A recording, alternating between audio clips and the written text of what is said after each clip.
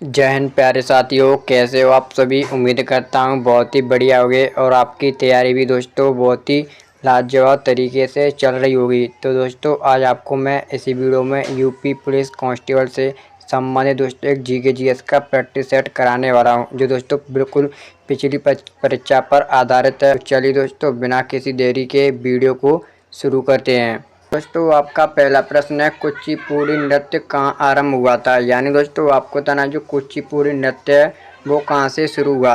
तो दोस्तों आपका राइट आंसर हो जाएगा ऑप्शन सी, आंध्र प्रदेश। यानी दोस्तों जो कुचिपुड़ी नृत्य है वो आंध्र प्रदेश के दोस्तों कृष्णा जिले के कुचेलापुरम गांव से आरंभ हुआ था।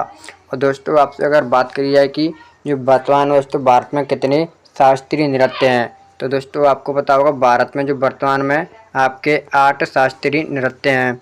अगर वहीं दोस्तों आपसे पूछे जाए जो 8 शास्त्रीय नृत्य हैं वो किसके अनुसार हैं, तो दोस्तों वो संगीत नाटक अकादमी के अनुसार शास्त्रीय नृत्यों की संख्या 8 है। और वहीं दोस्तों आपसे पूछी जाए संस्कृति मंत्रालय के अंतर्गत, तो दोस्तों संस्कृति मंत्रालय के अनुसार जो शास्त्रीय नृत्य हैं उनकी संख्या दोस्तों 9 है। और दोस्तों आपसे पूछी जाए कि नौवा नृत्य कौन सा है, तो दोस्तों आपको पता होगा नवा शास्त्रीय नृत्य छऊ है। कौन सा दोस्तों, छऊ। और दोस्तों छऊ वो भी कितने प्रकार का होता है, तो दोस्तों आपका 3 प्रकार का होता है। और दोस्तों छऊ नृत्य कहाँ पर होता है, तो दोस्तों आपका उड़ीसा में होता है मयूरभंज छऊ। और दोस्तों सरायकेला छऊ वो झारखंड में होता है और पुरुलिया छऊ वो पश्चिम बंगाल में होता है। अगर दोस्तों मैं आपको 8 जो शास्त्रीय नृत्य हैं वो आपको क्रम से बताना चाहता हूँ इस वीडियो में। तो दोस्तों एक तो आपका कथकली हो गया जो दोस्तों आपका केरल में किया जाता है, और दूसरा आपका मोहिनीअट्टम, ये भी आपका केरल में होता है। और दोस्तों अगली बात करी जाए तो आपका शास्त्रीय नृत्य, तो दोस्तों शास्त्रीय नृत्य वो आपको पता होगा असम में किया जाता है। ये दोस्तों आपका 5000 वर्ष पुराना है। अगर वहीं बात करें दोस्तों आपसे सबसे पुराना जो दोस्तों नृत्य है वो कौन सा है, तो दोस्तों सबसे पुराना नृत्य आपको पता होगा भरतनाट्यम, जो दोस्तों आपका तमिलनाडु में होता है। ये जो दोस्तों आपसे पूछा जाता है कि सबसे पुराना शास्त्रीय नृत्य कौन सा है, तो दोस्तों सबसे पुराना शास्त्रीय नृत्य है भरतनाट्यम। कौन सा दोस्तों, भरतनाट्यम। जो आपको पता होगा दोस्तों कहाँ पर किया जाता है, वो दोस्तों आपका तमिलनाडु में किया जाता है। ये दोस्तों आपका 2000 वर्ष पुराना है। कितना दोस्तों, 2000 वर्ष पुराना है। और दोस्तों एक आपका बचता है उड़ीसी, जो दोस्तों आपका उड़ीसा में किया जाता है, और मणिपुरी दोस्तों जो आपका मणिपुर में किया जाता है। तो ये थे दोस्तों आपके 8 शास्त्रीय नृत्य जो दोस्तों आपको आसानी से समझ में आ गए होंगे। तो चलिए चलते हैं दोस्तों अगले प्रश्न की ओर। आपका अगला प्रश्न है, निम्न में से कौन सा देश G7 का सदस्य नहीं है। यानी दोस्तों जिसे ग्रुप ऑफ 7 बोलते हैं, आपको बताना इसमें से कौन सा देश है जो इसका सदस्य नहीं है। तो आपका राइट आंसर हो जाएगा दोस्तों ऑप्शन डी, भारत। यानी दोस्तों जो भारत है वो G7 का सदस्य नहीं है। अगर दोस्तों आपसे पूछा है कि G7 में कौन कौन से देश शामिल हैं, तो दोस्तों एक तो आपका आता है इटली, और नंबर 2 पर आता है दोस्तों कनाडा, और नंबर 3 फ्रांस, नंबर 4 दोस्तों जर्मनी, नंबर 5 पे आता है दोस्तों आपका जापान, और नंबर 6 पे आता है यूनाइटेड किंगडम, और दोस्तों आखिरी में आपका आता है संयुक्त राज्य अमेरिका। अगर दोस्तों आपसे पूछा है कि क्या भारत कभी इसका जो सदस्य रहा है, G7 है इसका भारत सदस्य नहीं रहा है, पर दोस्तों वो अतिथि के रूप में इसने जो इसके सम्मेलन हुए हैं इसमें दोस्तों भाग जरूर लिया है। और कितनी बार भाग लिया है, इसने दोस्तों भारत ने 3 बार भाग लिया है। 2019, 21 और 2020 में दोस्तों लगातार इसने 3 बार भाग लिया है। दोस्तों ये आपको पता होना चाहिए।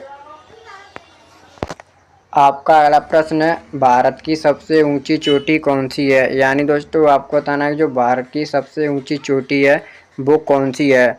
तो दोस्तों आपका इसका राइट आंसर होगा ऑप्शन बी, गॉडविन ऑस्टिन। यानी दोस्तों जिसे K2 बोलते हैं, और जिसकी दोस्तों आपसे हाइट पूछी जाती है, तो दोस्तों K2 की हाइट है आपकी 8611 मीटर।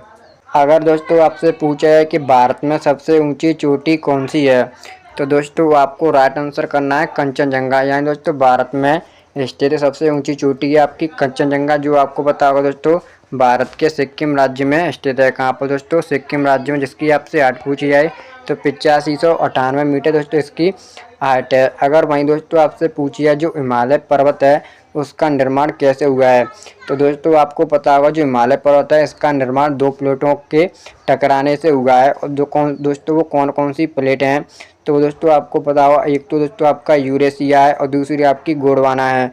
और दोस्तों यूरेशिया आपको पता हो वो लद्दाख का हिस्सा है, क्या कहाँ का दोस्तों, लद्दाख का। और दोस्तों आपसे परीक्षा में एक और प्रश्न आता है कि हिमालय पर्वत की तीसरी सबसे ऊंची चोटी कौन सी है। यानी दोस्तों आपसे पूछा हिमालय पर्वत की तीसरी सबसे ऊंची चोटी, तो दोस्तों वो आपकी होगी मकालू। जो दोस्तों आपकी मकालू पर्वत है वो नेपाल में स्थित है। इसकी याद दोस्तों आपसे पूछी जाए तो 8481 मीटर, कितनी दोस्तों, 8481 मीटर है ये दोस्तों हिमालय पर्वत की तीसरी सबसे ऊंची चोटी है। और दोस्तों पहली आपको पता ही होगा माउंट एवरेस्ट है, जिसकी हाइट दोस्तों 8848.7 मीटर है, कितनी दोस्तों, 8848.7 मीटर। और दोस्तों वहीं आपसे पूछी जाए कि दुनिया की दूसरी सबसे ऊंची चोटी, तो दोस्तों आप लगाओगे K2 को, जो दोस्तों दुनिया की सबसे ऊंची चोटी है। और तीसरी दुनिया की सबसे ऊंची चोटी वो है आपकी दोस्तों कंचनजंगा। तो चलिए चलते हैं दोस्तों अगले प्रश्न की ओर। आपका अगला प्रश्न है 1857 के विद्रोह में किसने चलो दिल्ली और मारो फिरंगियों का नारा दिया था। यानी दोस्तों आपको बताएं जो 1857 का विद्रोह हुआ था वहाँ पर दोस्तों किसने नारा दिया था, चलो दिल्ली और मारो फिरंगियों को। तो आपका राइट आंसर हो जाएगा दोस्तों ऑप्शन सी, मंगल पांडे। और दोस्तों आपको पता होगा जो मंगल पांडे थे यही एक ऐसे इंसान थे जिन्होंने दोस्तों सबसे पहले अंग्रेजों पर गोली चलाई थी।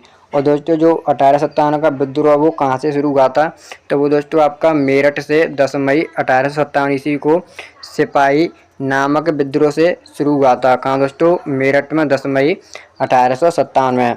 और दोस्तों आपसे पूछा जाता है जो महान नेता थे या क्रांतिकारी थे जिन्होंने लीड कहाँ कहाँ से किया था, तो दोस्तों जो नाना साहब हैं वो दोस्तों आपको पता होगा इन्होंने कानपुर से लीड किया था। और दोस्तों आपसे एक और प्रश्न पूछा जाता है झांसी से किसने लीड किया, तो दोस्तों झांसी से रानी लक्ष्मीबाई ने।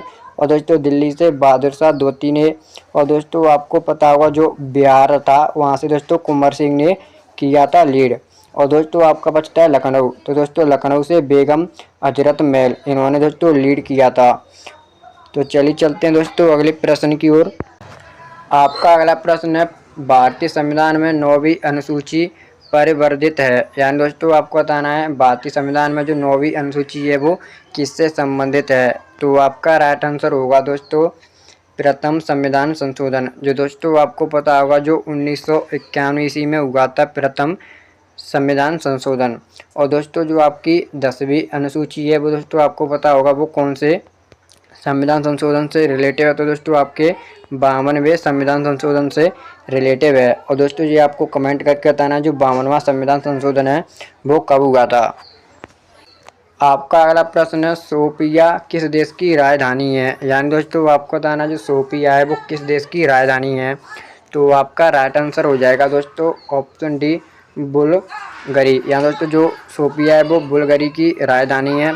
और दोस्तों आपको पता होगा जो बांग्लादेश की राजधानी है वो ढाका है। और अफगानिस्तान की राजधानी दोस्तों आपकी काबुल है। और दोस्तों भारत को तो आपको पता ही होगा भारत की राजधानी क्या है, वो आपकी दोस्तों नई दिल्ली है। और दोस्तों आपको कमेंट करके बताना है कि कनाडा की राजधानी क्या है, ये दोस्तों आपको कमेंट में ज़रूर बताना है। आपका दोस्तों अगला प्रश्न है सत्यशोधक समाज की स्थापना किसने की थी। यानी दोस्तों आपको बताना जो सत्यशोधक समाज है इसकी स्थापना किसने की। तो दोस्तों आपका इसका राइट आंसर हो जाएगा ऑप्शन ए, ज्योतिबा फूले। यानी दोस्तों ज्योतिबा फूले ने सत्यशोधक समाज की स्थापना की थी। और दोस्तों आपको पता होगा जो सत्यशोधक समाज है स्थापना इन्होंने कब की, तो दोस्तों इसकी स्थापना 1873 ईस्वी में की थी। और दोस्तों आपको पता होगा जो राजा राम मोहन राय हैं इन्होंने दोस्तों आपको पता होगा ब्रह्म समाज की स्थापना 1828 ईस्वी में की थी। और वहीं दोस्तों दयानंद सरस्वती, जो दयानंद सरस्वती हैं इन्होंने दोस्तों 1875 ईस्वी में आपको ये भी पता होगा इन्होंने आर्य समाज की स्थापना की थी। तो चलिए चलते हैं दोस्तों अगले प्रश्न की ओर। आपका अगला प्रश्न है राष्ट्रीय अनुवाद मिशन कहाँ पर स्थित है। यानी दोस्तों आपको बताना जो राष्ट्रीय अनुवाद मिशन है वो कहाँ पर स्थित है। तो दोस्तों आपका राइट आंसर होगा ऑप्शन डी, मैसूर। और दोस्तों जो आपका मैसूर है वो कर्नाटक में पड़ता है। कहाँ पर दोस्तों, कर्नाटक में। और दोस्तों ये भी आपको पता होगा शायद कर्नाटक में दोस्तों सबसे ज़्यादा कॉफ़ी का उत्पादन किया जाता है।